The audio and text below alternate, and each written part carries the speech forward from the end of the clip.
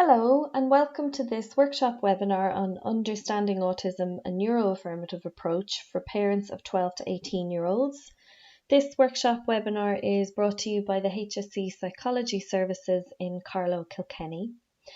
As we work through the workshop today, you might need to pause the workshop at various different points to take a break or for other reasons. If you want to do that, you could do it at any point where you see one of these blue slides, such as the one that's on your screen. The blue slide indicates the beginning of a new section, and that just might be a good place to pause if you need to. So we're just going to talk about these various topics today. So we're going to start with talking about some myths about autism, and then we're going to take a look at some facts about autism.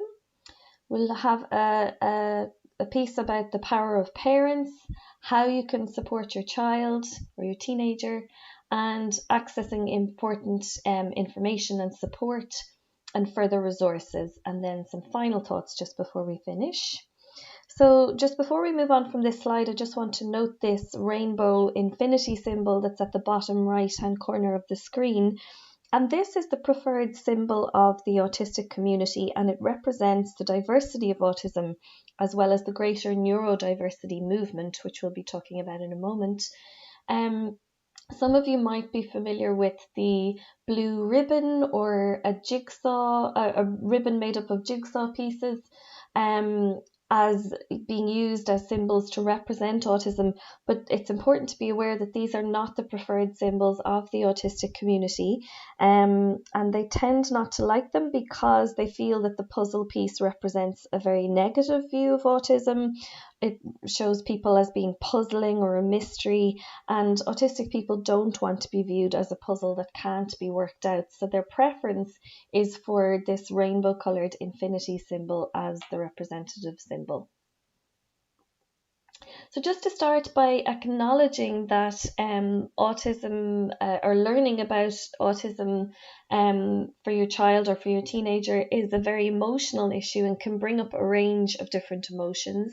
For many people, it can be a great sense of relief of finally having an answer for things that might be more challenging for your child or for your young person. They might have been involved with mental health services as they've struggled to deal with different things that have arisen. So there can be a great sense of relief that this is what's happening, and a great sense of hope for moving forward. And for other people, it can be a very different emotional reaction. There can be a sense of sadness or upset, a worry about what the future might hold. There is no right or wrong way to feel about learning about your child or young person's autism, and how you feel is very important to just validate that. It is very much a process of coming to terms with the diagnosis, and that can take a short time or a long time. Again, there's no right or wrong way for that to happen. So just before we get into things, just a note about language from the outset.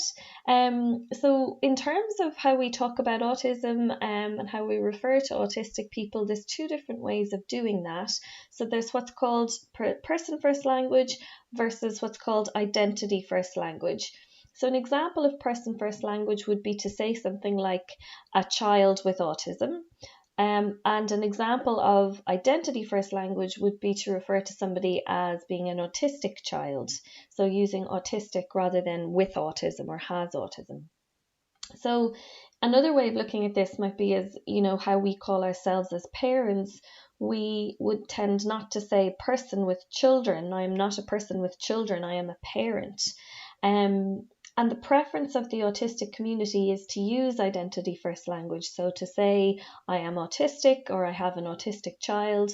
The vast majority of people within the autistic community prefer identity-first language.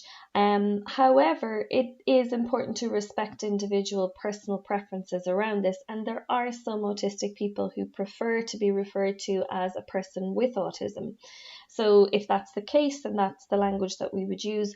But out of respect to the autistic community as a whole, throughout this webinar and within our service, we do use identity first language, unless somebody tells us that they have a preference for being referred to using person first language. So we're going to start with some myths around autism.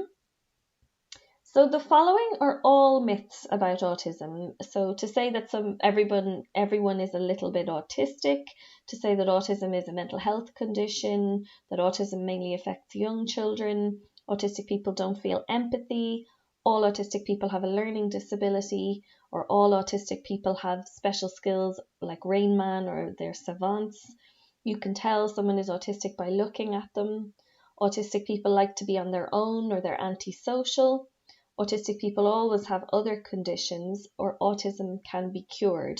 So none of these things are true. All of them are myths around autism, and some of them are quite common myths, but they are all not true. So we're going to take a look at a video clip just explaining this a little bit further.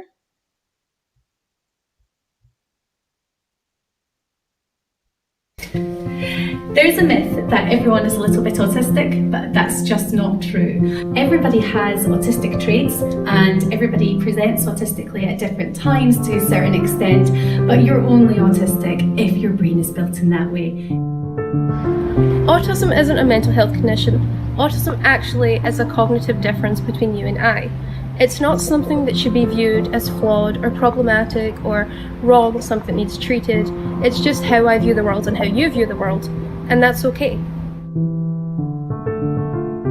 I would say in some ways that as an adult, being autistic in a neurotypical world, excuse the words, is actually more difficult than it was when I was a child. And obviously I've been autistic all my life. I spent the first 2 years after my diagnosis looking back and working out all the things that were probably due to me being autistic. Autistic people don't feel empathy? Not true. Autistic people feel empathy just the same as everyone else does. Many autistic people report that they actually are often overwhelmed by other people's emotional states because they feel so strongly. But we may not always demonstrate our empathy in the way that you might expect. This is a total myth. Many of us autistic people have learning differences. Some of us might require a little bit extra support, but what we do need most of all is just your patience and your understanding. All autistic people have special skills like Rain Man. This isn't true either. A small percentage of autistic people are savants, which means they have mathematical skills beyond compare or can produce incredible artwork. However, most are regular folk. There is a myth that you can tell if someone is autistic just by looking at them. Well, that's not true. There are autistic people in all walks of life, in different professions, of different ages, genders, ethnicities and religions. Autism does not have a look, nor does it always have visible identifying characteristics, and when it does, they do not apply to all autistic people. Autistic people can find socialising more tiring than non-autistic people, particularly if we have to hide our autism in order to blend in. However, we are not being antisocial. We are actively making an effort to socialise. So, autistic people always have other conditions. Well, honestly, this is a bit complicated because quite a lot of us do. There's a lot of us with ADHD, for example, and there's an awful lot of us that have got mental health conditions. But something that's really important to remember, they are separate. Autism can be cured. No, it can't. That's not true. It's not an illness. You can't cure or grow out of autism. It's part of a brain difference. We are the beautiful people we were born to be. Value us for who we are. Don't try to cure us. Let's work together to make the world a more understanding and caring place.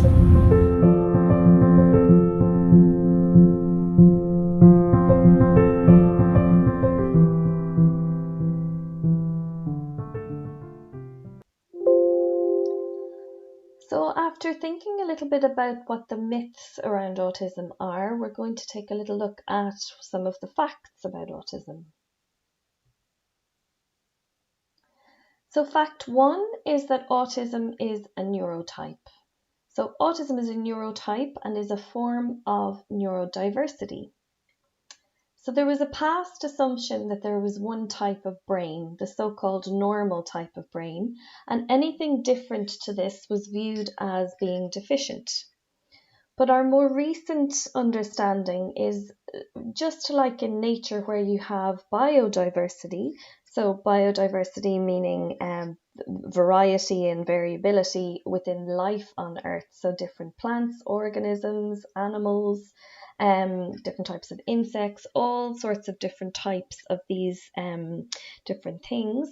In humans then we have neurodiversity, which means there are many different types of brains. So autism is a neurotype, just like someone who has a brain that aligns with ADHD or with dyslexia or with dyspraxia. These are all different neurotypes. So this is another helpful way of explaining that, and this poster on the right it explains this beautifully in a visual way. So there's diversity in the animal world, so there are millions of different kinds of animals, more than we can possibly count, all different shapes and sizes. There's diversity of people then, so people come in a great variety of shapes, sizes, genders, abilities and appearances. We are all unique. And then further on from that, there is diversity within human brains. So no two brains are alike, but we have a name for different types like ADHD, autistic, dyslexic, typical brains, and all sorts of other types as well. So this poster is actually, you can search for this on the internet, on the web, and it might be a helpful tool in explaining autism to your child or your teenager and helping them to understand what this is and what this means. There's a lovely quote from this journalist Harvey Bloom back from 1998 on the left of the screen here, and he says, neurodiversity may be every bit as crucial for the human race as biodiversity is for life in general. Who can say what form of wiring will prove best at any given moment? Cybernetics and computer culture, for example, may favour a somewhat autistic cast of mind. And this is absolutely true. There are many companies and organisations now who will actively recruit autistic people or dyslexic people specifically because of how their thinking tends to work, how their abilities around recognising patterns in a different way, and their abilities that non-autistic people just can't do or don't think in those ways. So there's many examples of that across industries now. Fact number 2 is about current estimates of autism. So the current estimate that we have is that approximately 1 in every 65 people are autistic, but we know that there are very many undiagnosed autistic people, particularly amongst adults. So it's likely that that figure is actually quite a lot higher in reality. So autistic people are unique and varied. They're in many professions, across ethnicities, across different cultures, and we need to recognise that autism is all around us. There is a traditional view of autism as being one particular type. So when you ask the average person on the street what autism is, they will often give you one particular type of what autism might look like or what an autistic experience might be. But if we think about the 1 in 65 statistic, even if that was correct, and we think that that's actually too low, but even if that was accurate, that's quite a lot of people. And autistic people are in all areas of society, and we know this from our work with adults. Great many doctors, teachers, journalists, lecturers, engineers, parents, students, all walks of life, you'll find autistic people. Fact number 3 is that autism is not a line.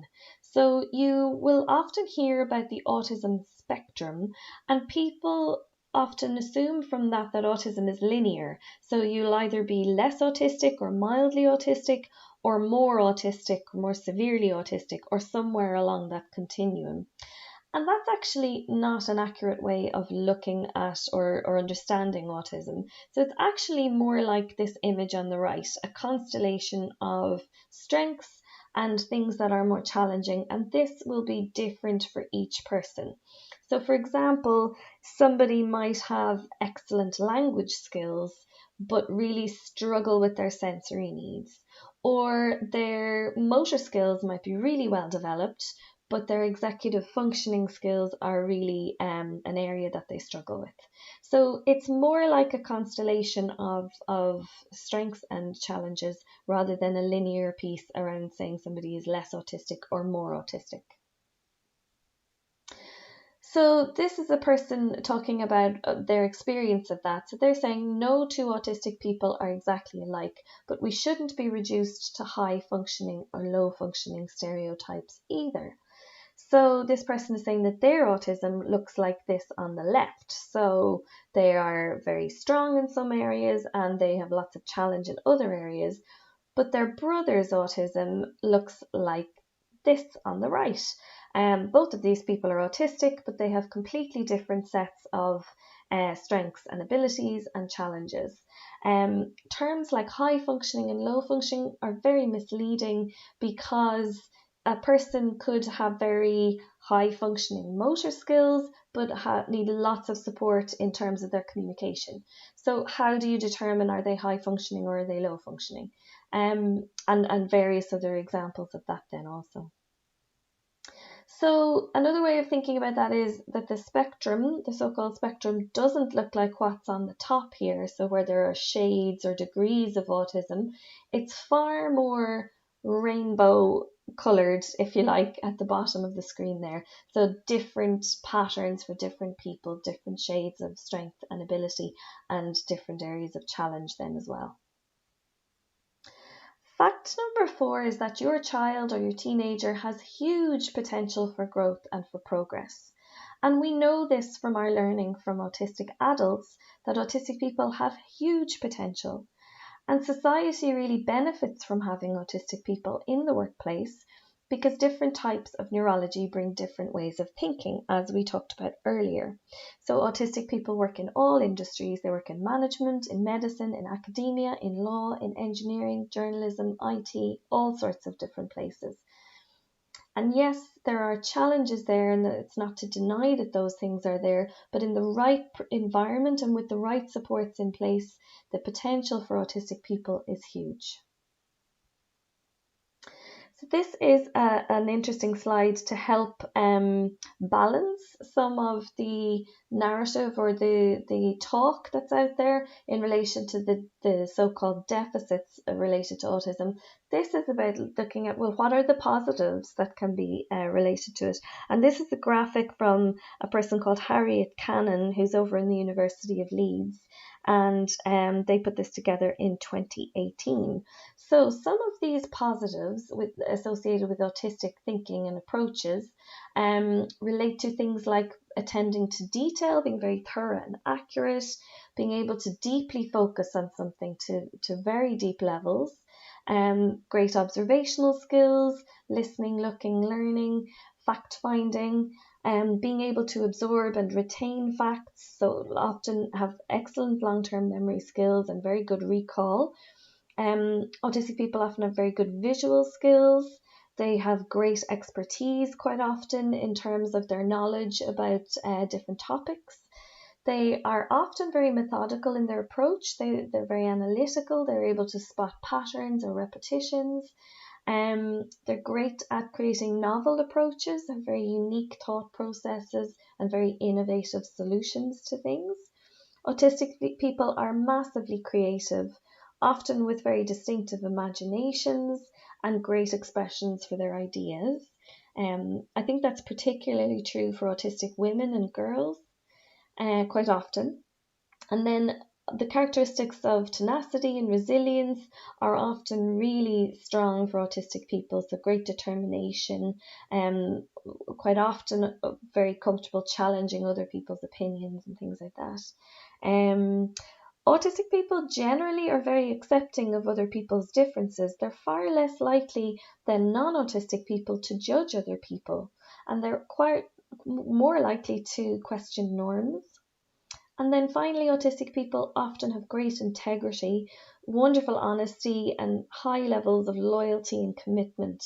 So I think you will recognize many of these traits and characteristics in your own child, but every autistic person is unique and no one person is going to identify with all of these positive features of autism. Everybody is individual, and we all have individual skills, attributes and characteristics that are as unique as our personalities are, and this is the power of neurodiversity. So if we're embracing all of these things as well as the challenges, we are becoming more powerful in embracing our own neurodiversity.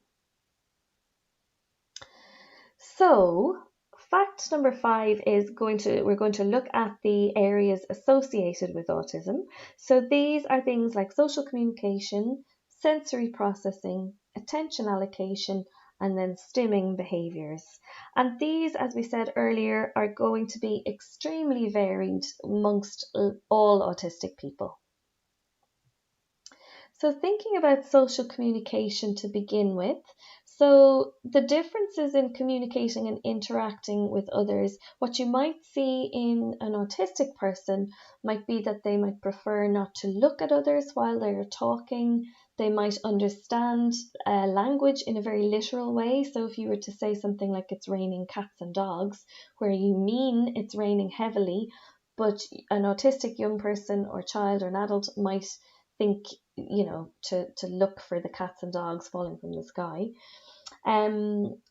They might find it difficult to interpret facial expressions or body language and find it very hard to read other people or pick up on those social cues or a look that somebody might give them. Autistic young people often don't see the point in or the value of small talk. It can seem meaningless, or, what's the point in that? Autistic people often place a very high value on honesty, and they're often very content and happy to engage in their own preferred activities, and very happy and content not to interact much with others or to interact only a little with others in certain conditions. An autistic person might find it hard to understand the unwritten social rules or expectations within society, and these rules can make the world seem very unpredictable and confusing, and it can be very difficult to get your head around. Autistic people might prefer to follow particular routines to help make the world seem more predictable and less scary. They might be very anxious about situations where there are certain social expectations, and they might respond to others in a different way. Autistic people often have very good language skills, or they might not use language at all to communicate. An autistic person might take language very literally, we've talked about that a little already, and they might find abstract or vague concepts or sarcasm or humour very difficult to understand.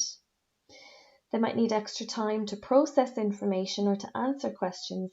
Even if they communicate verbally, the process of taking in information, processing it in some way, and formulating your answer is a different process for autistic people because their brains are connected in different ways to non-autistic people.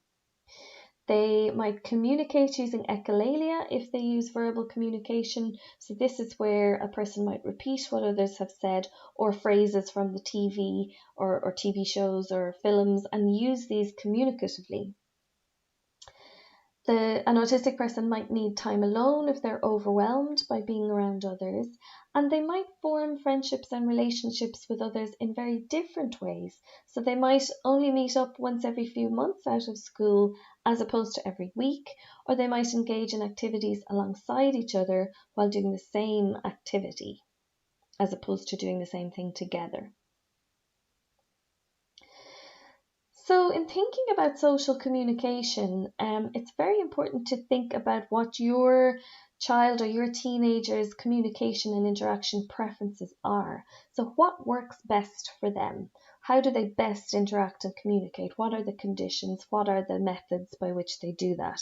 So you might want to think about, do they prefer verbal or visual communication? Are we talking about spoken language or written words and pictures? What about songs and music or using gestures? Will they take you by the hand to something? Do they use echolalia? Are they better when they're engaging with one person? Is that easier for them? Is that their preference? Or are they able to manage 2 to 3 people or small groups, or is that too much for them? So thinking about what their preferences are. And then it's important to follow their lead in that and to imitate how they're best communicating and to reflect that with them. Because there's a huge difference, I suppose, in how language is used within the autistic community. And there's a huge different understanding about autistic communication. Research shows as well that autistic people often communicate and interact very well with each other than they do with non-autistic people, where the rules are very unclear to them. So when they're communicating with autistic people, it can be much easier, much more straightforward, and it can often go much better. So this tweet that's quoted down here at the bottom, I think illustrates that point really well. So this person said, "All my life, I felt I was playing tennis with a ping pong paddle. Now I can find other people who also have ping pong paddles and play ping pong." So this person obviously was feeling a great sense of ease at engaging with and communicating with people who had the same communication styles as them. It just flowed much easier. It's not that they can't communicate or engage with non-autistic people, it's just they don't have the right equipment for that. Whereas engaging with each other, it goes a lot better and is a lot more straightforward. Sensory processing then. So what do we mean by sensory processing? So if you think of all of your different senses, so your sense of touch, sight, taste, smell, hearing, your sense of balance, your sense of body awareness, and then also your interoception, which is your sense of how hungry you are or how thirsty you might be. And autistic people often have very different ways of experiencing sensory information than non-autistic people. So they can either be more sensitive to this information coming in, so these experiences, or they can need a lot more of it in order to feel calm, so they can seek it. So it can be extremely disabling if a person is in an environment and functioning in an environment that does not match their sensory experience or needs. So if there's too much sensory information going on, a person will very quickly become overwhelmed and find it very difficult to function. Or if there's not enough sensory stimulation, again, that will lead to them having challenges in functioning. So it's really helpful to recognize the sensory experience that's happening for your child or your young person and supporting them to recognize their own sensory needs as well. We often only hear about difficulties that people have with sensory processing. So for example, not being able to tolerate loud noises or different textures of things. But it's important to remember that there can also be very positive aspects of sensory processing. So people will talk about seeing beauty in a light beam or getting a real sense of intense pleasure from a particular sensory experience, a taste or a smell, or looking at a light or something like that. Attention allocation then. So this first word here, monotropism, and what that is focusing your attention on one thing very intensely. It's also known as hyperfocus, so that ability to really focus your attention, to exclude other things and to have what's called a deep dive on what you're focusing on at the time. So really on one thing very intensely. And autistic people are very good at doing this quite often, whereas neurotypical or non-autistic people will spread their attention out to lots of things. So that's called polytropism. But often when you're spreading your attention out to lots of different things, it's more difficult to go deeply into what a topic is or to really focus on it deeply, whereas autistic people can focus on one thing to the exclusion of everything else. So monotropism or hyperfocus can be an amazing skill and can come in so handy, particularly later in life when people are maybe working or engaging in jobs where that skill is a great benefit. But it can also interfere with functioning in other areas. So people will often talk about maybe sitting and reading a book for 6, 7, 8 hours straight, and then forgetting to eat or not realizing that they need the bathroom or other things. So it can interfere, and it can also be quite draining afterwards, but it can also be massively nourishing and very calming for people too. So it's a little bit of both sides. Stimming behaviours then. So stimming is another word for self-stimulatory behaviour. So this is the repetition of physical movements, sounds, words, or use of objects. And some examples of this are hand flapping, pacing up and down the room, rocking your body, tapping your fingers, spinning around. Lots of different examples of these. It's really important to remember that every single one of us stims. We all do this, whether you're autistic or not. It's not just autistic people that stim. So biting your nails, playing with your hair, tapping a pen, all of these things could be considered examples of stimming. However, autistic people often have much less control over their stimming, so they need to do this in order to regulate themselves.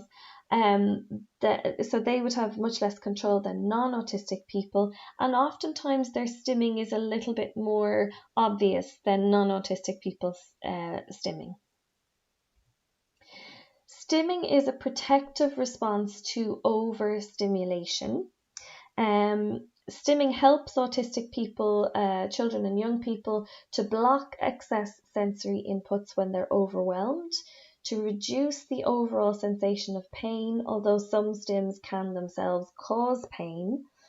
It can help to get extra sensory input when there is understimulation. It can help people to manage their emotions that might be intense or hurtful, and it can help somebody to soothe themselves when they are just stressed.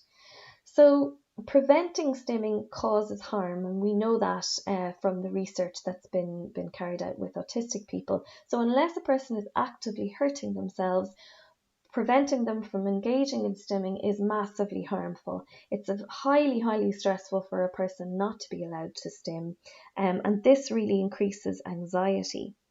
So in the past, there was a view that we had to teach autistic people not to stim because there was only one type of neurotype that was acceptable, and that was non-autistic neurotypes or neurotypical.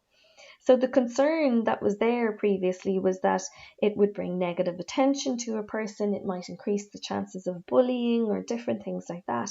But we now understand better that autism is just a different way to be, and the more people who understand and realise that this is okay and it's just a part of autism, the more that will help with societal change and helping all of us to realise that everybody has a right to be who they are in this world.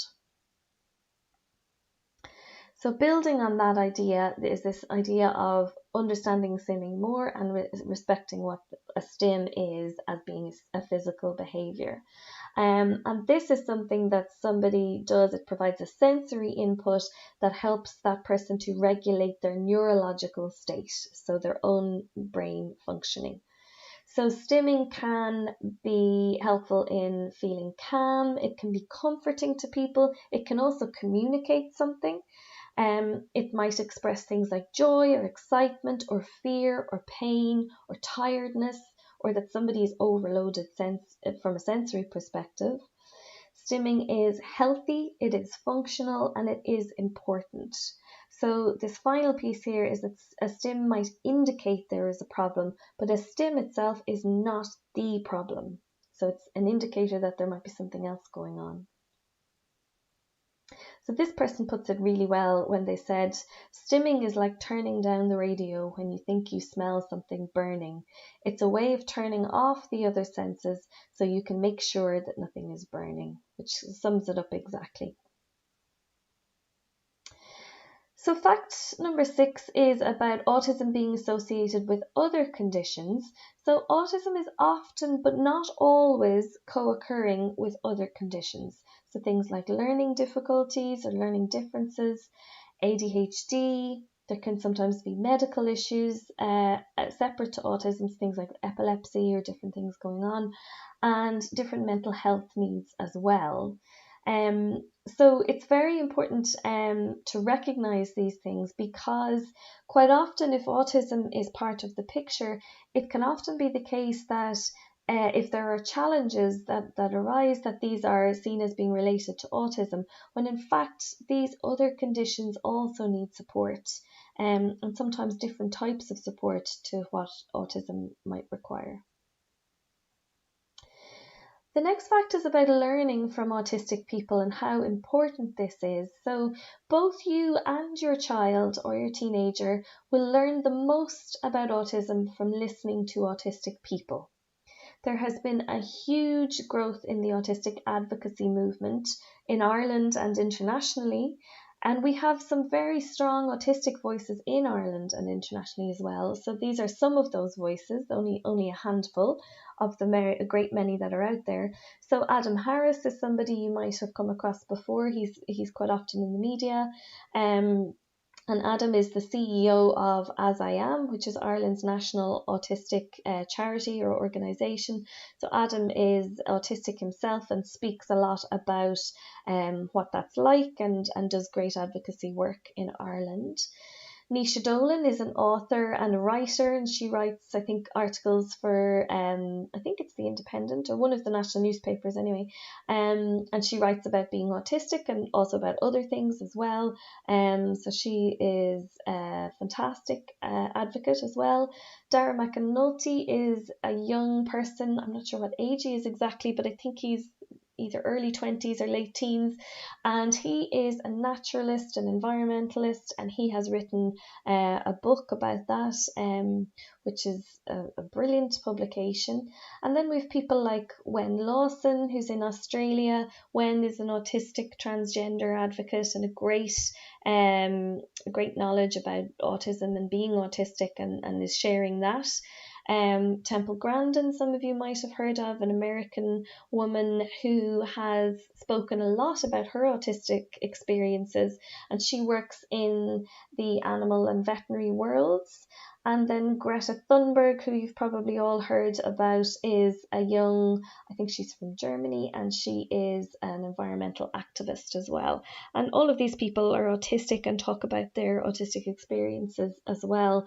So there's multiple sources that you can go to if you want to hear more autistic people and learn about them and their experiences, or if your child or your teenager wants to do that as well. Outloud is a great place, outloud.ie. It's a website full of Irish autistic adults who blog about their experiences, their ideas and projects and different things that they have going on. Twitter is fantastic for linking in with the autistic community, and you can use the hashtag #ActuallyAutistic. And then there's great links on As I Am as well. What's not there actually is YouTube as well. There's a brilliant amount of autistic vloggers who will vlog about their experiences and how they manage different challenges that come up. And young people particularly might like that as a way of connecting with other autistic people. So here's a quote from a group on Facebook that were called Autistic Not Weird. They're now called something slightly different, which we'll come on to later. But this person on their group did this made this statement recently, where they said, "I'm autistic, which means everyone around me has a disorder that makes them say things they don't mean, not care about structure, fail to hyperfocus on singular important topics, have unreliable memories, drop weird hints, and creepily stare into my eyeballs. So why do people say you're the weird one?" And their answer is, because there's more of them than me. So I think this is about how we frame things, and at the moment, not being autistic is the dominant neurotype that we have in our society.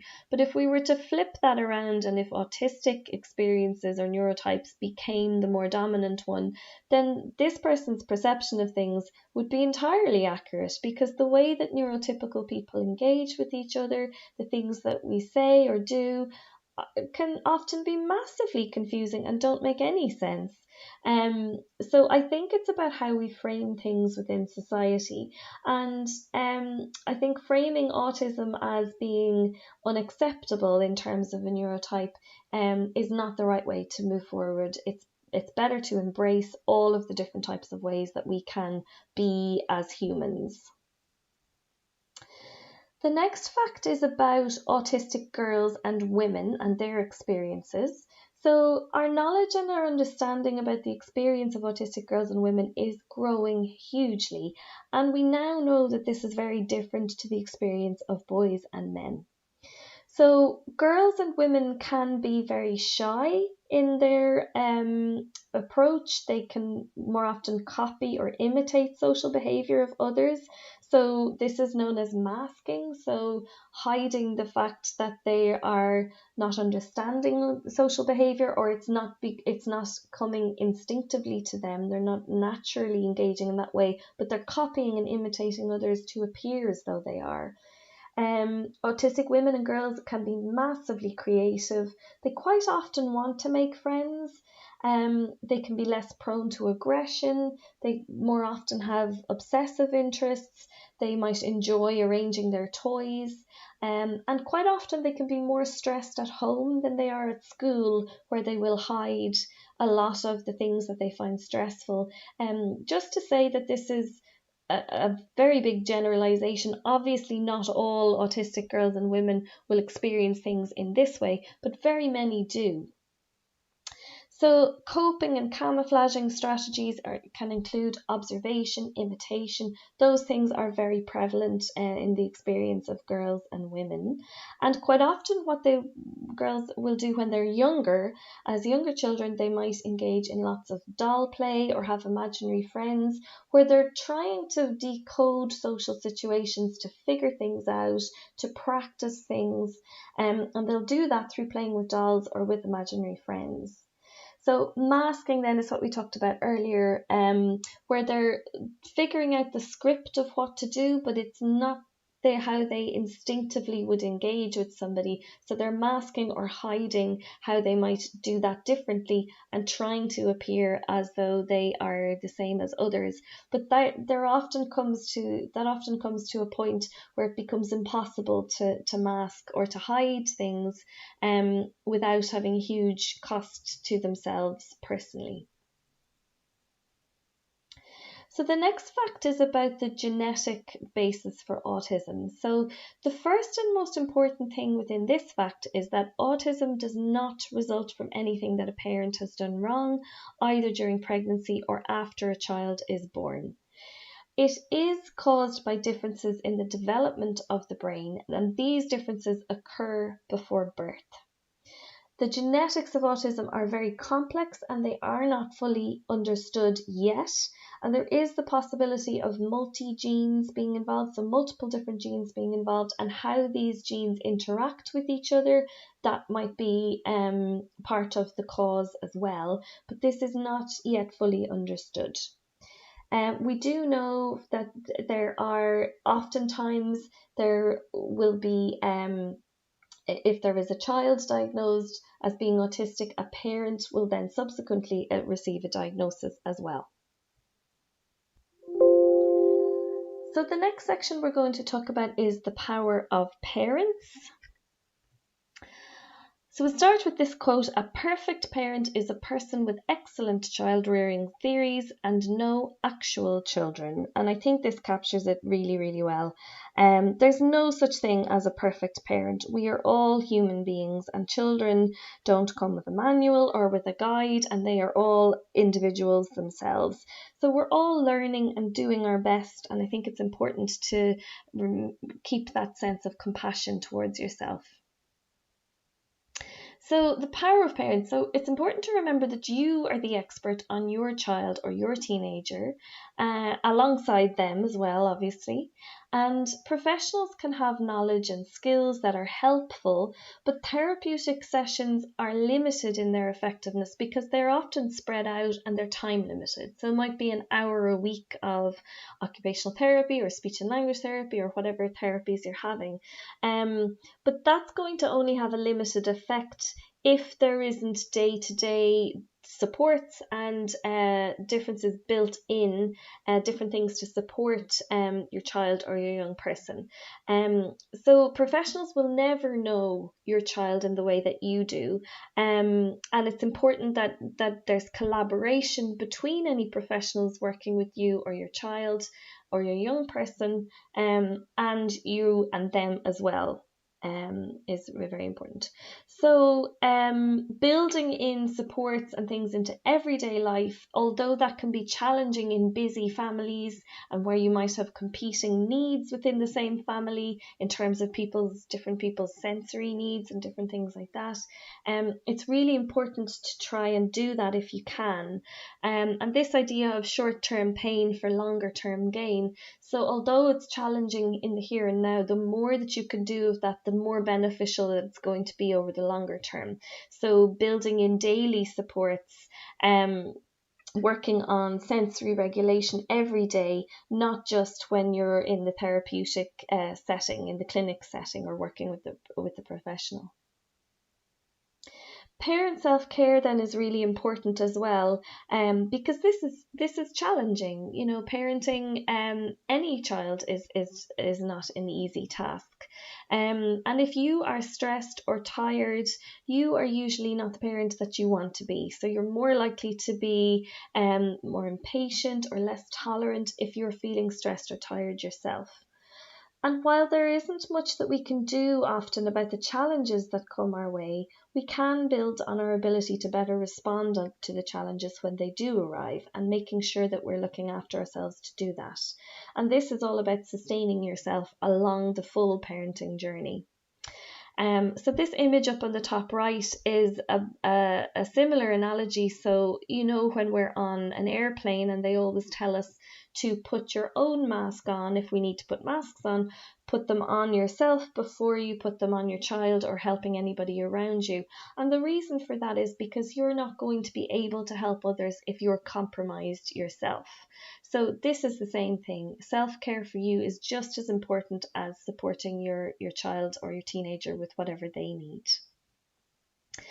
It's also really important to model a good balance between your needs and your own mental health and your physical health, and to maintain those balances and healthy boundaries with your child and your family as well. So being very mindful of tending to your own sensory and regulation needs is very important. But this, as I said earlier, can be really challenging when your own sensory needs differ to those of your child's. So if your child or your young person has a great need for making noise and for hearing that feedback, but you have a great need for quietness and quiet time, when you're both in the same house, it's how you manage that. How do you balance all of those needs? Does everybody need to go to separate rooms to do the sensory things that they need, or how does that get managed? So how can I support my child or teen? So building up our toolboxes, what is helpful? So firstly, starting with routine and structure. So thinking at the first point is around thinking about what the impact of the environment is on your child or your teen. So what do we mean by the environment? So thinking about the location that they're in, the venue that they're in, the light that's there, what noises are there, is it crowded or quieter, what's the space like, what food and drink is on offer, are those things okay, are they tolerated by your child or your young person? What are your child or your teen's particular sensory differences? Is there respect for autism as a neurotype? What is the communication that's expected or facilitated? Social interaction, what's expected there? Friendships, Is there an emphasis on fostering independence? And how are things like pain managed or communicated? So thinking about all of those things and what the impact of the environment is having. So why are routines and structure important? So Adam Harris, who we mentioned earlier, was on, I think, Brendan O'Connor's show a number of years ago, and he was talking about what it feels like to be autistic. So I would ask you at this point to pause the video here and take a look at this clip. You can search for it on YouTube by typing in Adam Harris speaks about what it feels like being autistic, and you'll find the clip there. So just another word on tolerating change.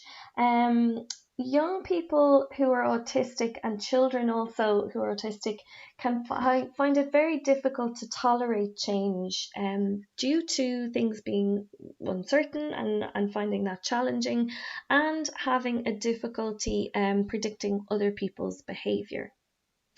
So routines and rituals really help to reduce unpredictability and establish what the likely future events are going to be.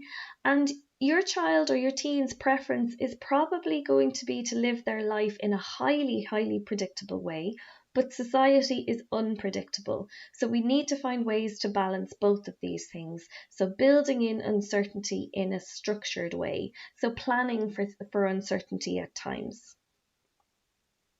So some helpful strategies in doing this and in supporting autistic children and young people with change. Sometimes it's helpful to be told in advance that a change is going to happen. Talking through the sequence of that, so using visual supports or social stories or different things to help with that and communicating it. Keeping everything else the same except for the thing that's changing. So if it's a different person coming to mind your child or to stay with them for a time, that everything else is kept the same. So it's in their house or with their environment or things like that. So you're keeping things the same as much as you can. And then also giving some control over things that aren't essential to have to change. So letting your child or your young person choose some of the things around how this happens, how this change is going to happen. That will help them feel more in control over the change. Supporting social communication then. What can we do here to support our children and young people? So firstly, we need to think about communication and interaction preferences and what your child or teen's specific preferences are for communication and interaction. And if you're not sure about what your own child or young person's preferences are here, it's a good idea to spend some time observing and thinking about what works best for them and what doesn't. So when they are communicating with others, how do they do this in the most easy way? What's the most comfortable way for them to do that? You can ask your child or your teenager what they feel or how they experience it when they're being asked to communicate or interact in various ways. So if their teacher is asking them to answer a question in front of the whole class in school, how do they feel about that? How would they better prefer their teacher to ask them questions? Would they prefer to be able to write down their answer and communicate that to the teacher? So there's various different ways you can tease that out with your child or your young person. And as I said, asking them is a good way of doing that, but also asking other people who know your child or your teenager well what they think your child's preferences are. So people like grandparents or uncles or aunts or teachers at school, what have they noticed about how that best occurs? And then another note just on visual supports and how we all use visual supports in our own daily functioning. So things like a diary or a calendar, which helps us organise our lives. If we're in a foreign country and there's a menu in a different language, if there's pictures there, that's helpful to communicate what we want. We can point to something if we're ordering in a restaurant. Writing down a shopping list before we go out and bringing that with us so we don't forget everything. And then, or reading a sign, signage is all around us. Or instructions for assembling furniture or flat packs, where they have pictures that show us exactly what to do. So we all use visuals in our daily lives, and it's a good idea to think about your child and your teenager and what kinds of visuals they might benefit from. And it might be some of these things on the screen, or there might be other things that might be helpful in helping them to go about their daily lives. So why is it important to use visual supports? So there's a quote here from Temple Grandin, who we talked about earlier, and she says, "I'm a visual thinker, not a language-based thinker. My brain is like Google Images." So she thinks in images. So for her, visuals are massively important in her life. So autistic people are often visual learners, as opposed to being verbal learners. Visual supports help autistic people to understand their environment and the requests that are being made. And visual supports help autistic people to keep calm, and they encourage independence. And autistic people often benefit from an environment that is organised and predictable. So the next section is about supporting emotions. And I think this quote that's here on the screen is a good way to frame this section. So this says, "My child is not giving me a hard time. My child is having a hard time." So oftentimes when our children and our young people are overwhelmed or struggling to cope with things, it can be expressed outwardly, either through aggression or through anxiety, or different so-called behaviours that happen. And it can often feel quite hugely difficult as a parent to manage that, but it can feel quite personal at times. And it can feel like they're targeting you with the brunt of those feelings and emotions. But if the invitation here, I suppose, is to think about it slightly differently and to try and see actually what's going on under the surface for your child or your young person, and how they are expressing the struggle that they're having, but probably not able to articulate what's going on underneath for them. So thinking about it as an indicator of them having a hard time rather than giving you a hard time is sometimes a helpful way to think about that. So the autismdad.com, there's a lovely visual on this website talking about autism, but also meltdowns within autism, and starting to think about those a little bit. So this slide says that, autism is easily among the most misunderstood of all the human conditions, and among the most misunderstood things about autism is the meltdown. So what are autistic meltdowns? So firstly, what are they not?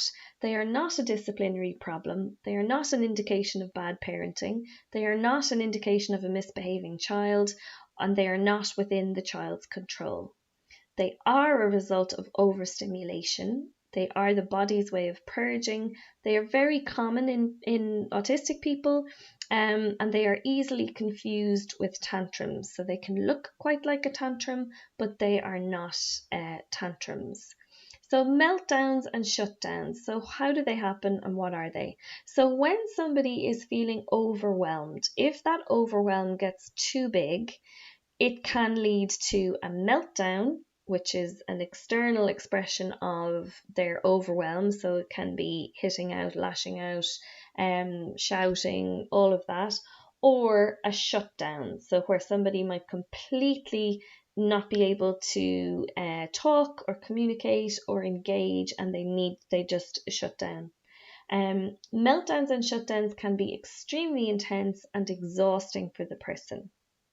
So we're just going to watch a short video about autistic meltdowns and overloads and what they are.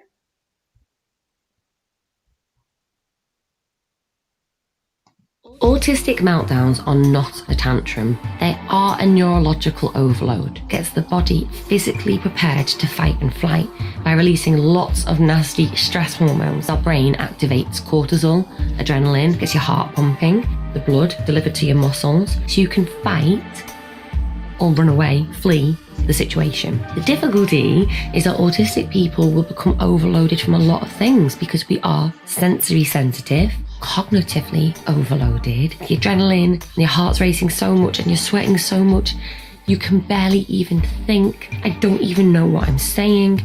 I feel like I need to fight the situation to survive. Why does this happen?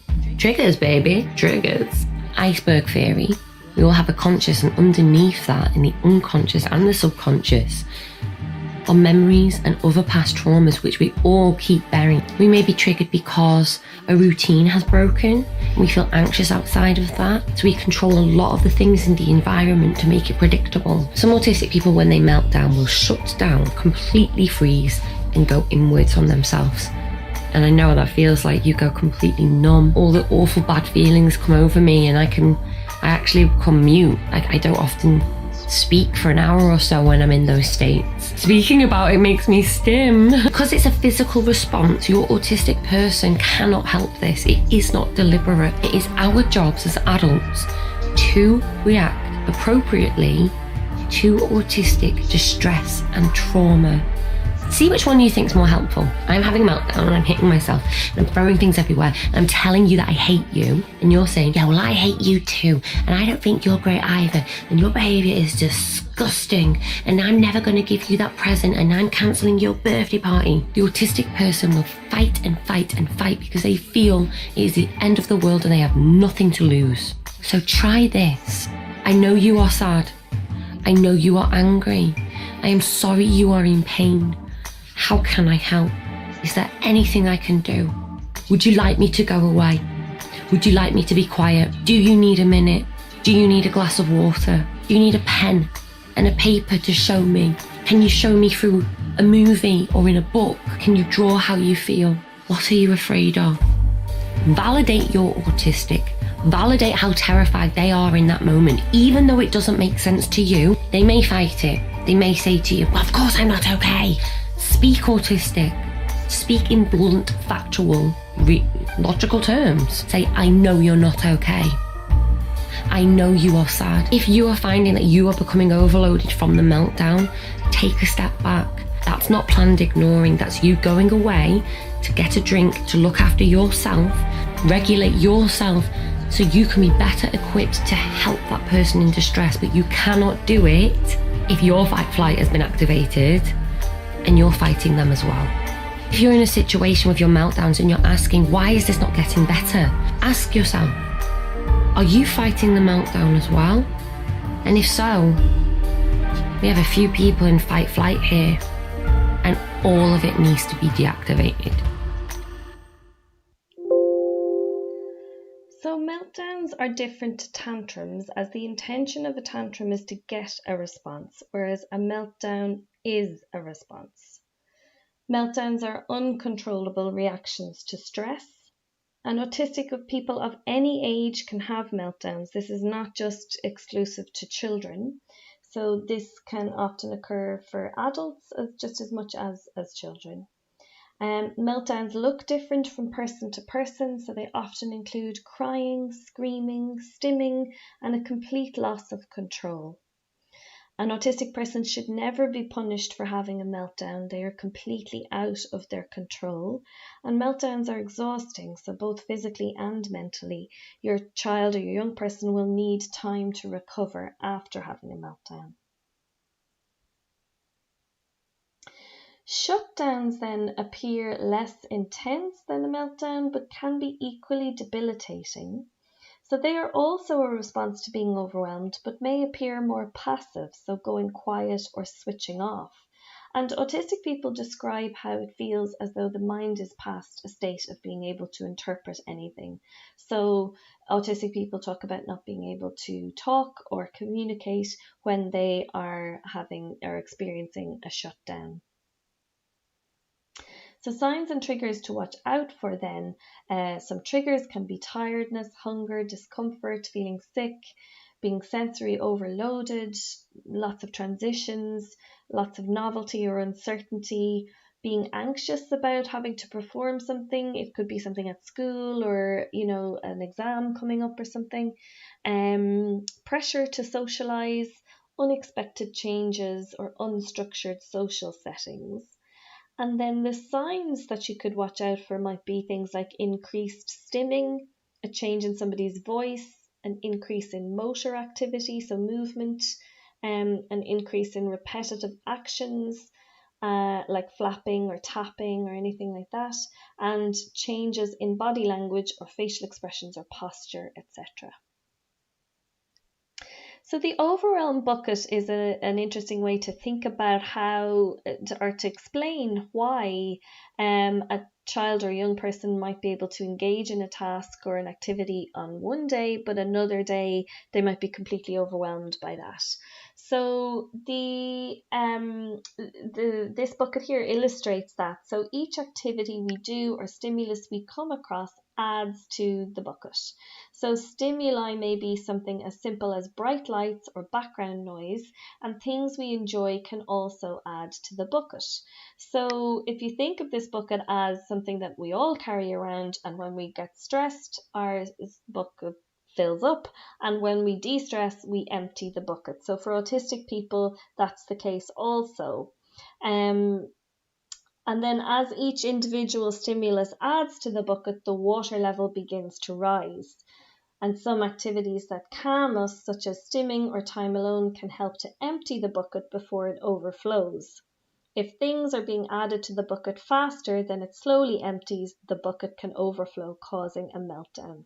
So autistic people might be more prone to their bucket filling quicker than a non-autistic person because they're dealing with a lot more stress. In terms of social situations, they might be in sensory differences in how they experience sensory information. Those things might add to their bucket quicker than a non-autistic person. So what can we do to support somebody who is experiencing a meltdown? So during a meltdown, your child or your teen's emotional system and sensory system are completely dysregulated or out of balance. And your instinct might be to hug or hold your child or your young person, but often this is unhelpful unless they particularly need or want deep pressure. So the advised approach is to hold back, to give them a little bit of space, not to talk or to reduce your language down as much as possible, because talking can add demand to a situation and further overwhelm the situation. And in the video clip we just watched, you'll notice how in the second way of approaching the situation, she talked about, asking very short, direct questions and not getting into lots of language about things. Remove other people from the situation if you can, but try not to move your child or your teen unless you have to, because in order to do that, you will have to touch them or engage with them, and this can escalate things further. Allow your child or your teen space and time to come down as they need to, and this is when they are most vulnerable. At this point, they need to know that they are loved and that everything is okay, and allow them to do whatever they need to do to re-regulate themselves at that time. So after a meltdown, your child or your teen will likely feel exhausted. Afterwards, they may not remember what has happened. It's important as well after a meltdown to keep sensory information minimal and to offer sensory input that they find calming and safe. And if they want to engage in particular interests or to hyper-focus on something after a meltdown, it's important to allow them to do that. After a meltdown, they will need reassurance, they will need validation, and they will need safety. And so do you as a parent supporting them through something like this. It's really important to watch for re-triggers on the way down. It's very easy to go back up again at this point. And wait until a later time to talk with your child or your teenager about what might have triggered their meltdown. Immediately after it is not the time, because you risk overwhelming them again, and you need to watch for those re-triggers. So the next section is about mental health and well-being.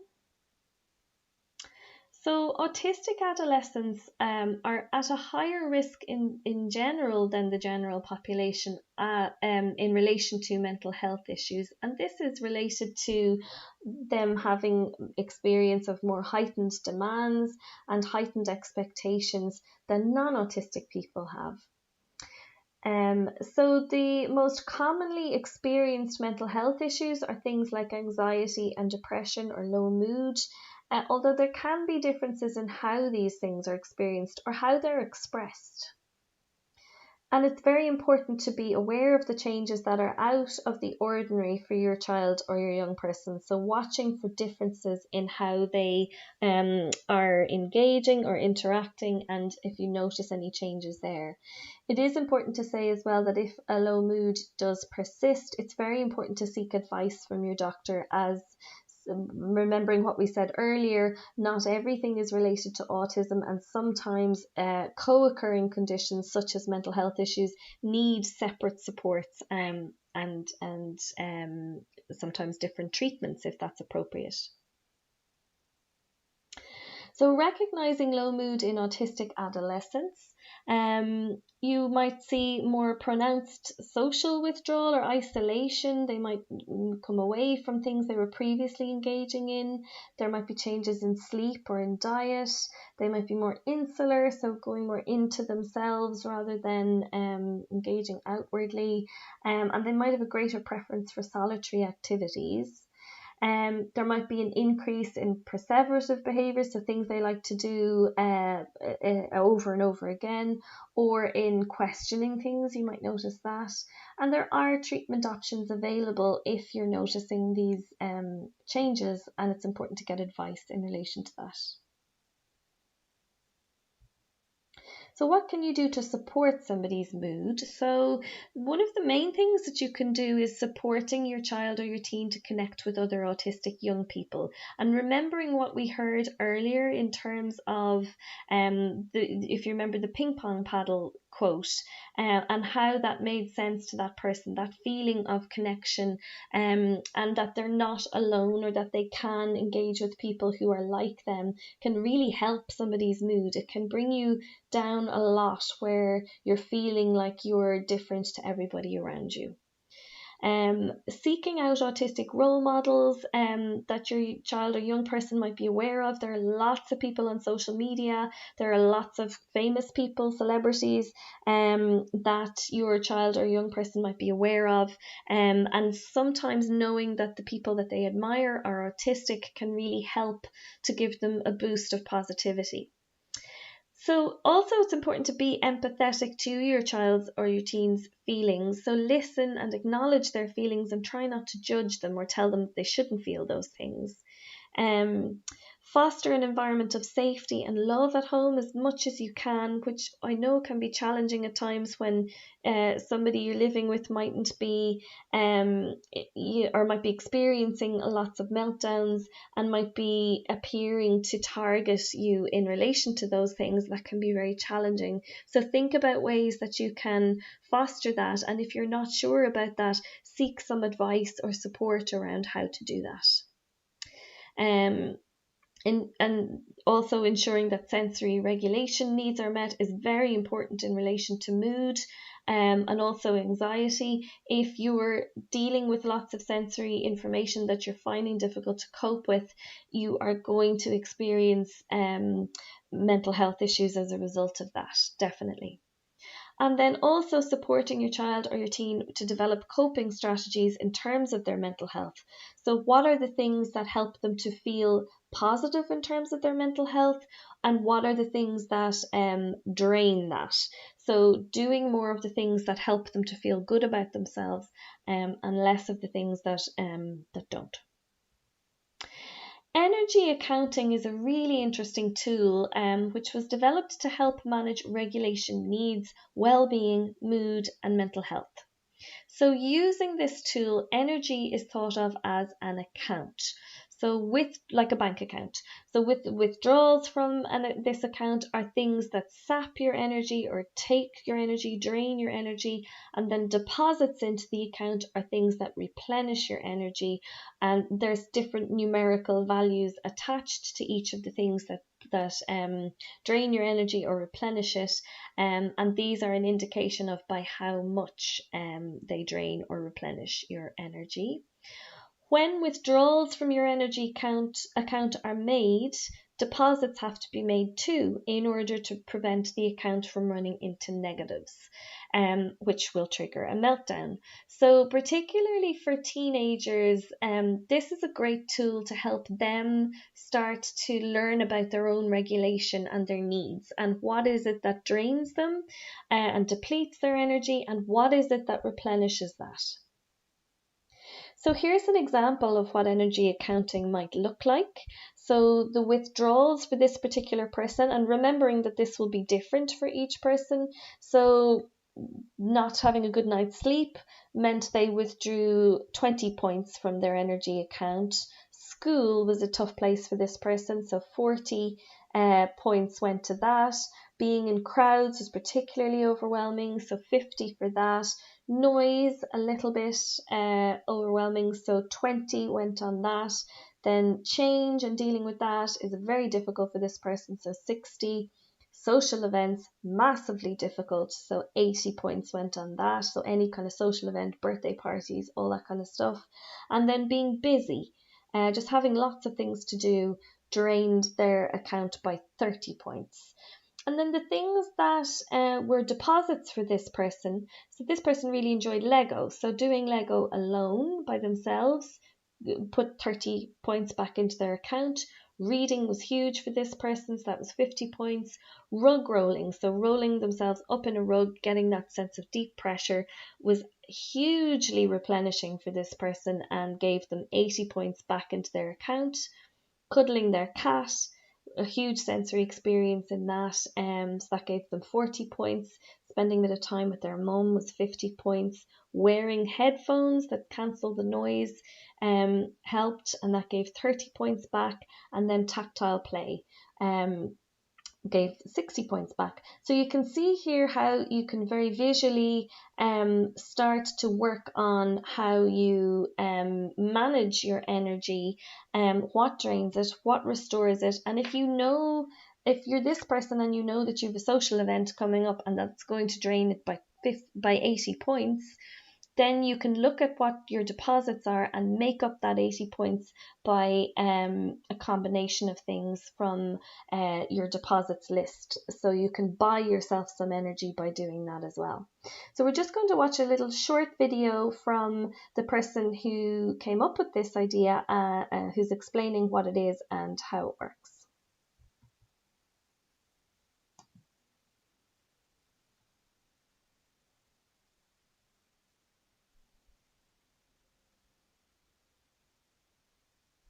Okay, so energy accounting is a tool that I created when I was studying to relieve the amount of depressions and meltdowns and anxiety attacks that I had to deal with. This was several years ago, before I started at university, and I was taking preliminary classes to qualify for university. And school has always been very difficult for me, and so I needed a tool to manage my own stress and all of that. And so that's where it comes from.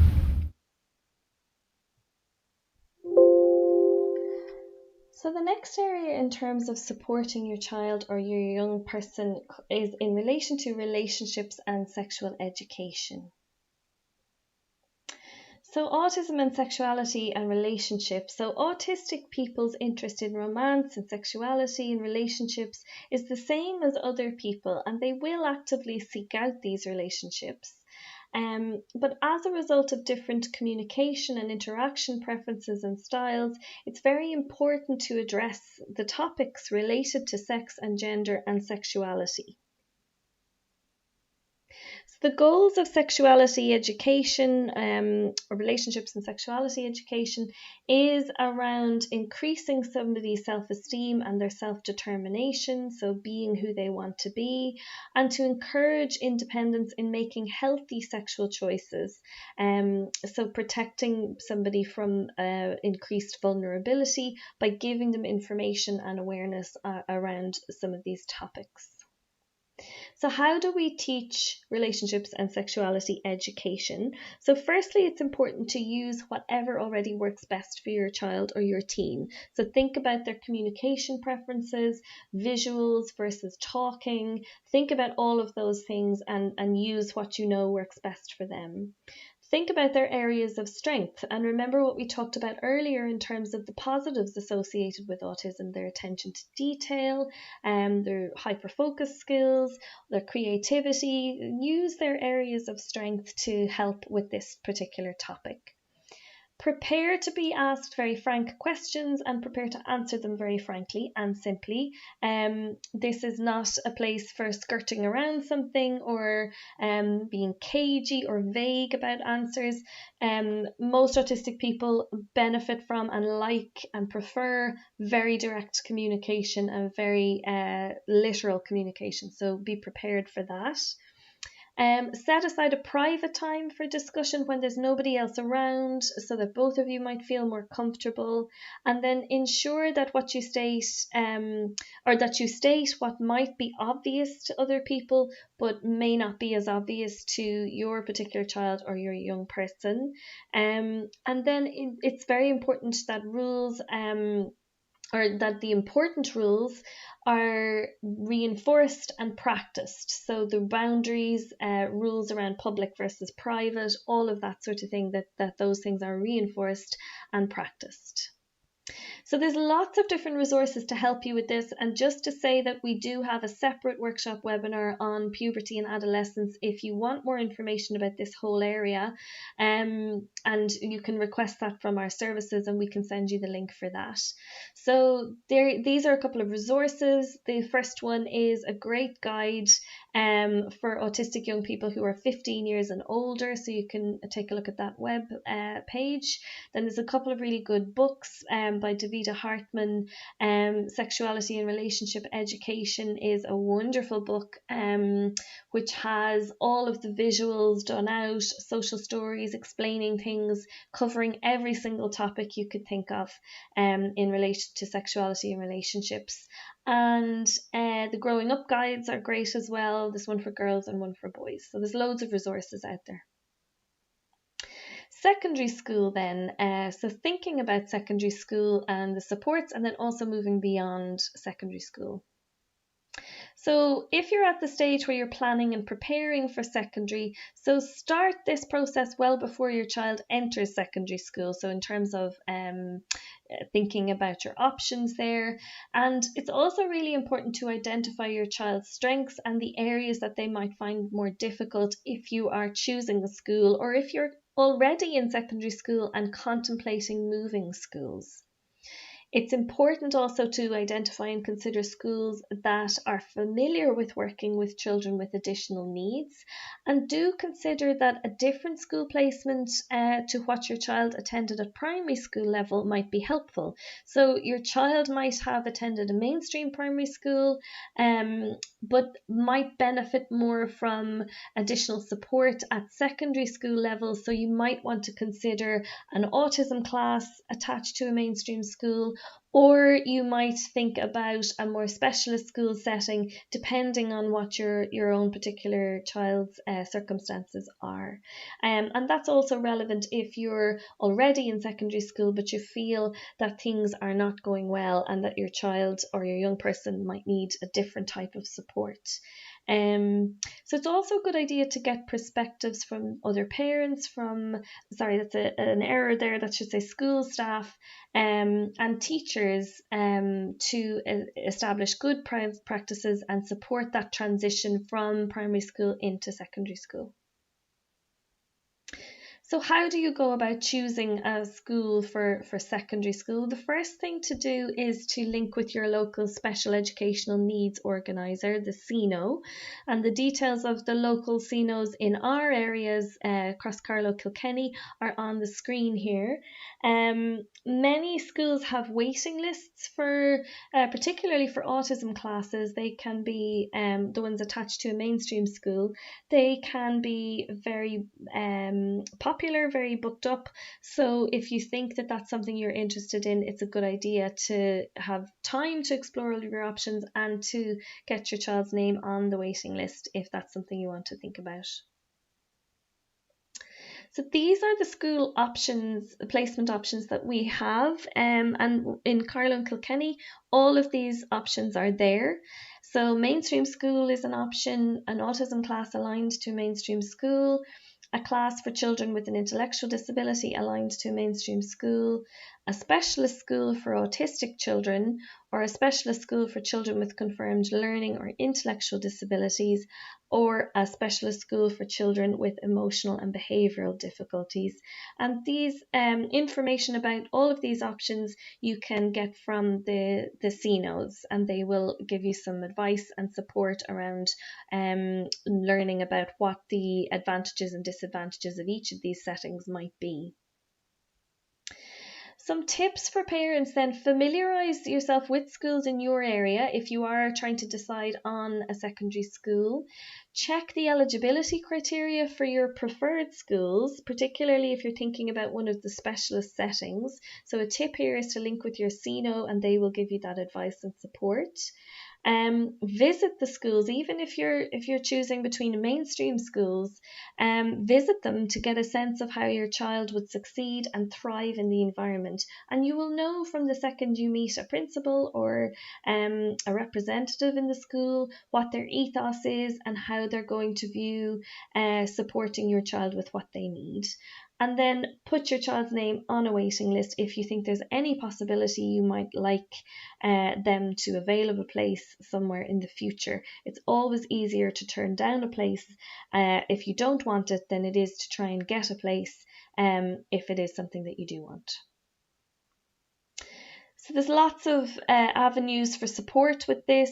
Family and friends are always helpful when it comes to getting advice and recommendations around different schools in the locality. Also, it can be helpful to link in with parents of children with additional needs who've already been through this transition from primary to secondary, what they found helpful, what wasn't. And then there are lots of parent support groups out there as well that can be helpful. In secondary school then, in terms of preparing for exams, exams are an anxious time for everybody usually, but particularly for autistic students. So there are specific challenges that impact on autistic people, for example, changes to routine or less structure that can make exam times particularly stressful. So there does need to be advanced preparation in order to plan for exams. So are there going to be what's called reasonable accommodations? So that would be things like doing exams in a different room, a quieter setting, having extra time for movement breaks or sensory regulation needs and different things like that. But also then working on skills around exams. So managing your time within exams, reading questions and understanding them, different things like that. So strategies that can be helpful in approaching exams, things like timetable, relaxation tips, exercise, all of those things are really important. So just a little bit more in terms of reasonable accommodations that we mentioned there a moment ago. These are things that are given to students who do have additional needs, and autism is included within that. So autistic people or students can apply for a separate exam centre, additional breaks, all of those things can be helpful. And if your child or your teenager has additional difficulties with reading or writing or different challenges in those areas, you can also apply for a reader, so somebody who will read the exam questions to them, or a scribe. So if your child is better able to verbally answer their questions than write them, then a scribe is somebody who will write down the questions or the information that they say verbatim. So also, something to bear in mind is that if your child had a particular accommodation approved for their junior certificate, it is not automatically accepted that they will have this for the leaving cert. It has to be applied for separately again. So your school will be able to support you with that. But there is further information, and the different forms can be found on the website examinations.ie. So moving on from secondary school then into adulthood, there are a number of different supports available in relation to this. One of them is the School Leavers Ability Project, which we have in Carlow and Kilkenny. And this is a project that's aimed at supporting school leavers who have additional needs in making choices and decisions in their final years in school about what they want to move on to next. So if you would like more information about this project and how they might be able to be of support and how you can access it, there's a few phone numbers that you can ring and they can give you more information. So the numbers are here on screen at the moment, and if you need to write them down, you might pause the video just here. So some recommendations to prepare for the transition. So think about what community-based vocational and recreational opportunities there might be within your locality. What are your child's or your young person's particular interests, and how might they fit with some of the vocational and recreational opportunities around? So what are the local businesses? What are the local leisure activities, what's on offer in those kinds of areas, and what might fit in terms of where your child might like to go to after secondary school. It's also a good idea to think about what skills they might need that might help them in adjusting into adulthood, that might lead to some positive outcomes and some independence in the community. And is there anything that they might need some support in learning how to do those skills? So things like managing money, posting letters, opening bank accounts, all of those kind of practical things that might be things they need some support in developing those skills. Having some systems at home that allow or encourage your child or your teenager to do chores and things around the house and activities in the community, and to do these things independently is a good idea if you can start to introduce some of those things. Also, in preparing for transitioning to adulthood, collaborating closely with school is a good idea. I suppose that teachers quite often know your particular child or your teenager, and they know where their strengths are, they know where the challenges are, so they can be a great support in figuring out what the next steps might be. Having a transition plan in place is really helpful. So thinking about the challenges that might arise, thinking about the things that can be done to support somebody. And then also a communication passport. So writing down things like what your teenagers or your young person's particular preferences are around communication and interaction, and what works well for them, what they find stressful around that. That can be really helpful if they are taking up a course or if they are going to do a little bit of work in any particular business or things like that. So that can really help, and they can really be involved in writing things like that. Another word for this would be around accommodations within the workplace. So what are the things that would be helpful? And this might be things like having a quiet place to have your break, having frequent short breaks so that you can regulate your sensory needs, how your employers or your colleagues communicate with you. All of those different things can be really helpful to have those written down for future employers or tutors if it's a college that somebody's going to. So just a quick note on the DARE scheme. So this is the Disability Access Route to Education, and this applies to third level education, so college or university. So what this does is it offers places to students who have different disabilities or different additional needs in relation to their learning. So it's a sort of a different scheme that allows or takes into account the differences in somebody's learning or their abilities when it comes to exams and things like that. So you would still need to meet the minimum entry requirements for a course or a program before being considered for DARE and the reduced points that they offer. So if you are doing a course that requires that you have maths, for example, you still will have to meet that minimum entry requirement. Applications for DARE are considered under the CAO application process, and there is more information on these websites that are on the screen here right now. So just some tips and things to think about for college and in terms of developing independence there. So the factors to consider in selecting a college or university for autistic students are similar to those involved for all students. You're going to be thinking about what course they might be interested in, where the location of the university or the college is, what the cost is. These are things that every person starting off in college is thinking about. The additional factors to think about then are things like what supports are available in the college or the university that they might be going to. Is there academic support? Is there counselling support services? What are the organisational and the planning supports that might be available? Are there wider circles of supports?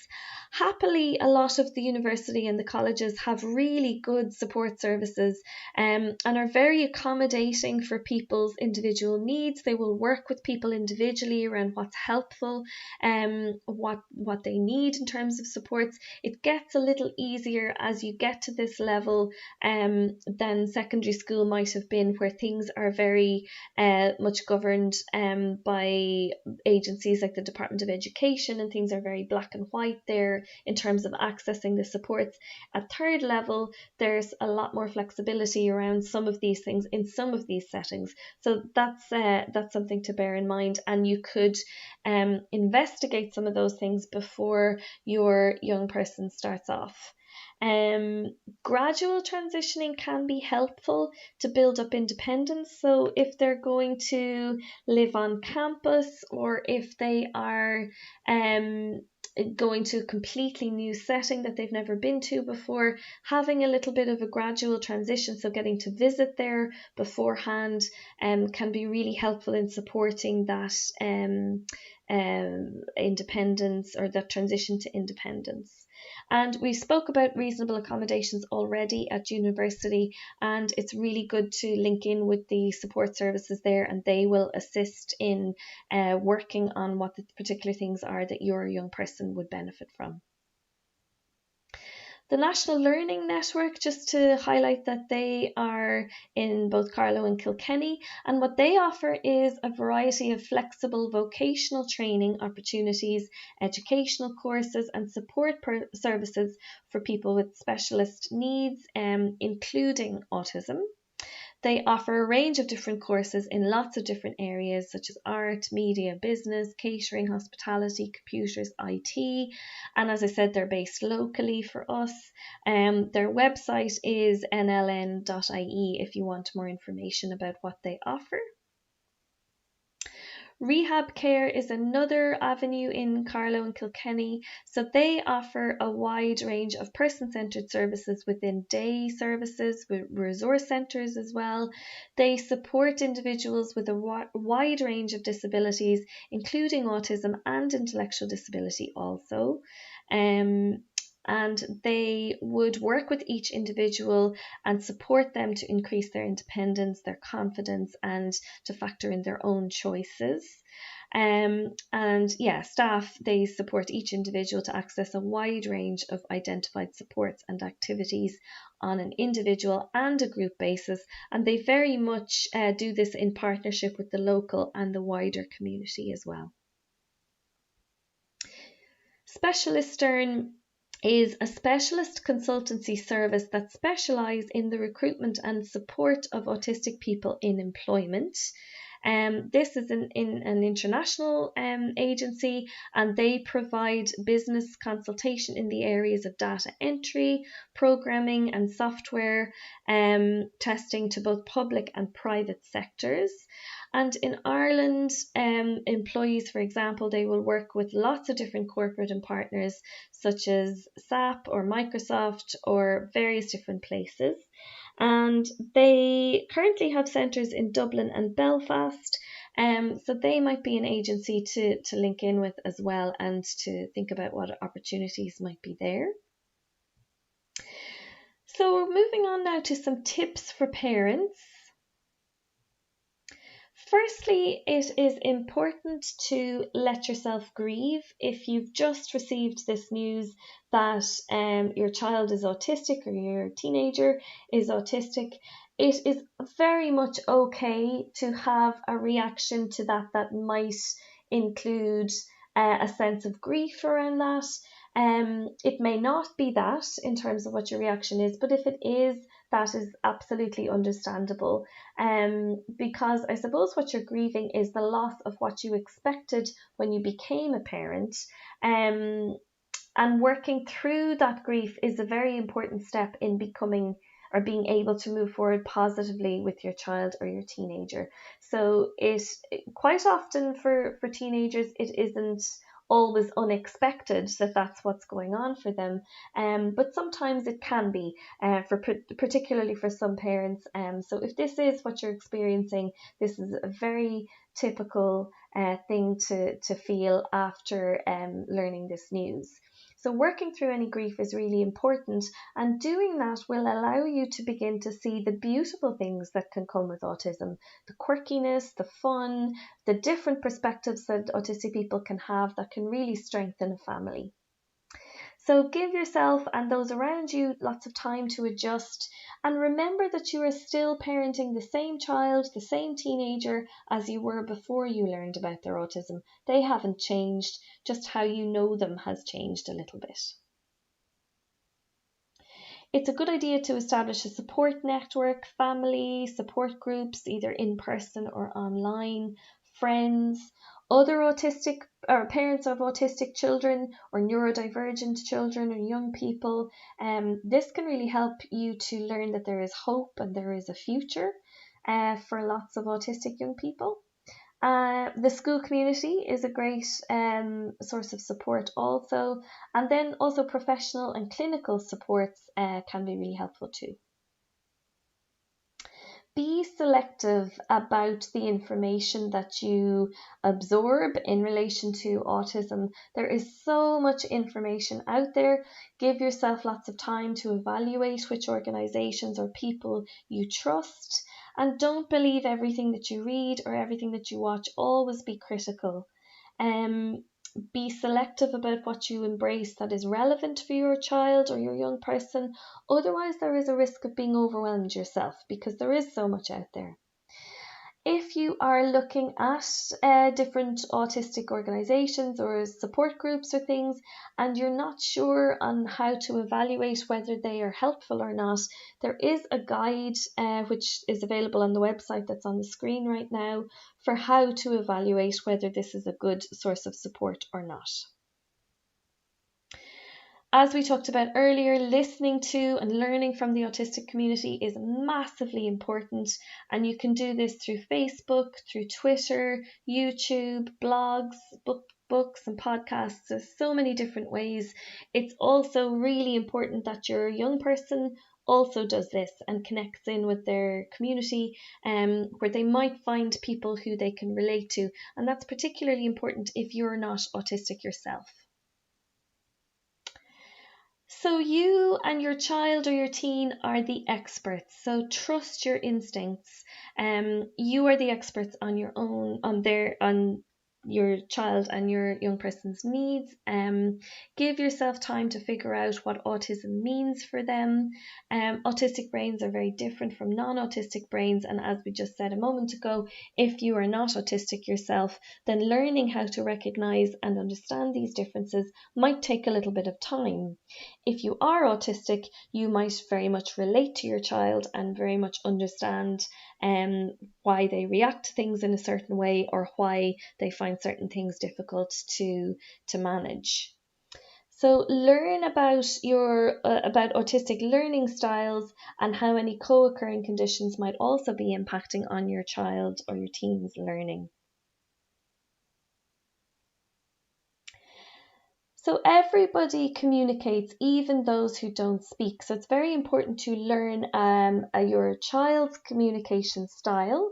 So those who do speak might not be able to verbalize all of their intentions, and they can have their communication needs underestimated. So if your child is verbal and speaking and communicating in that way, it might be wrongly assumed that they're able to communicate all of the things that they need and how they feel, whereas they might really struggle with that. So they can often have their communication needs underestimated and need a lot more support, even though they are speaking. For those who don't speak, it's very important to be careful not to assume that they don't understand. And we know this from autistic adults who don't speak, but who communicate in other ways and who are able to communicate that they do understand what's being said. So be sure to treat them as though they understand everything you say, because they very likely do. Also, finding autistic role models is really important, as we've talked about already. So although you love and accept your child and your teenager, if you are not autistic, then it's really important to connect them with the community that they belong to. So this idea of finding their tribe. Kieran Rose, who tweets as the Autistic Advocate, talked about this back in April, and he was asking the question, how have I benefited from connecting with autistic people? He says, validation of relatable experience, identifiable, recognizable neuroculture, friendship, connection, shared knowledge, shared interests, shared monotropic experience and learning styles. And he sums it up by saying the feeling of being home. Also, it's very important to look after yourself, as we've talked about earlier, putting your own mask on before helping another passenger, and that idea of looking after your own needs before you helping others. Pace yourself, try to avoid your own burnout, taking breaks wherever you can, exercising, sleeping well, healthy eating, nourishing yourself. All of these things are really important. So finally, we're going to look at accessing information.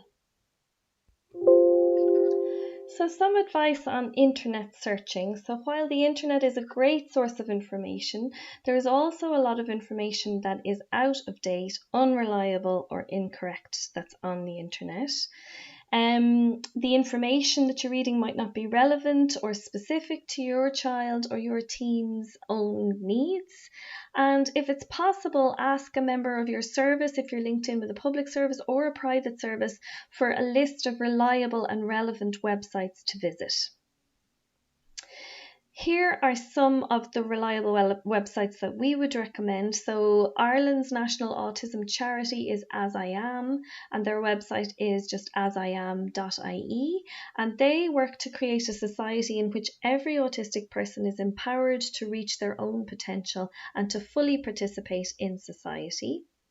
The Autistic Self-Advocacy Network is very good as well, and they have a publication for parents which is called Start Here, a guide for parents of autistic kids, and you can find that on autisticadvocacy.org. Neuroclastic is a great website as well, and this is Autism 101, and this is developed by the autistic community themselves. So loads of information there about autism on that website. And then the Thinking Person's Guide to Neurodiversity is wonderful as well. Their website is there that you can go to for that. Some recommended books then as well. There's lots out there, so these are just a select few of the ones that we'd recommend if you're looking for somewhere to start.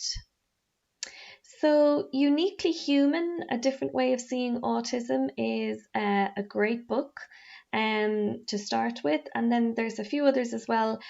Just going to the one at the bottom of the slide there, Autism and Asperger Syndrome in Childhood. Luke Bearden's book is wonderful.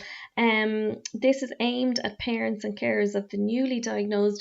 He also has written one for adults. So if your young person is approaching adulthood, you might prefer to read the one about adults, or they might prefer to read it themselves as well. And then The Guide to Good Mental Health on the Autism Spectrum is a fantastic book. If there are any concerns or issues in relation to mental health for your child or young person, it's a great book.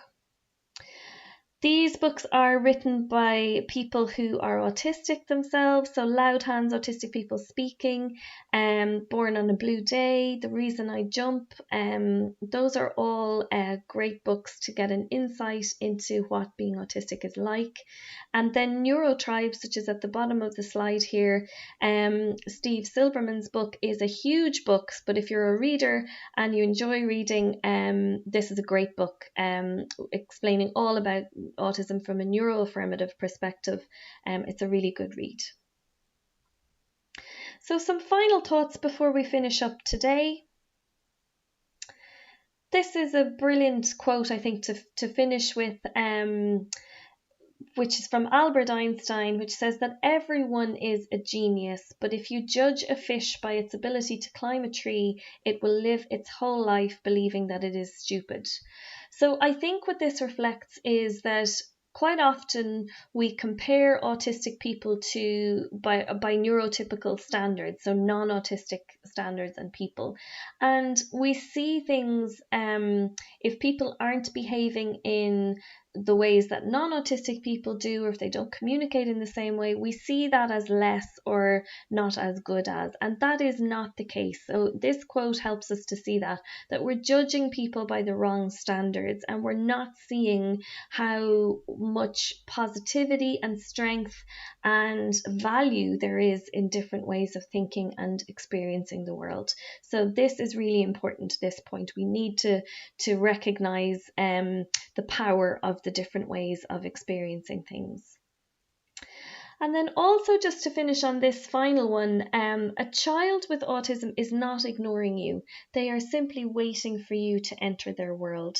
So we're ending on an invitation to get into the world of autism, to understand autism from the inside, and to really embrace autistic communication and interaction and how people engage best with the world around them.